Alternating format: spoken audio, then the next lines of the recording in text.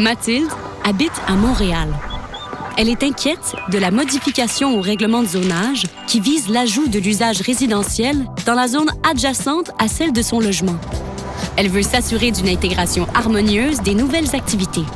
Avant d'être adopté par les élus en séance de conseil, un projet de règlement comme celui-ci est analysé rigoureusement par les professionnels en aménagement de l'arrondissement.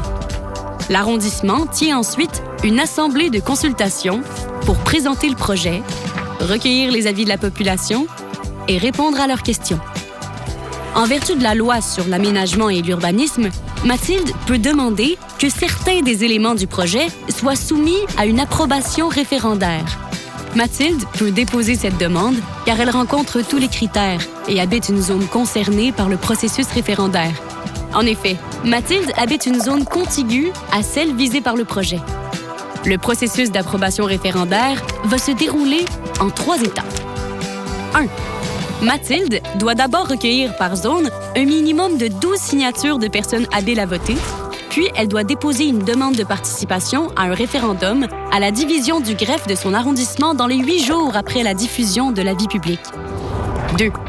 Si la demande de Mathilde est valide, un registre est ouvert. On détermine si un scrutin référendaire doit être tenu sur la modification du zonage en ajoutant un usage résidentiel.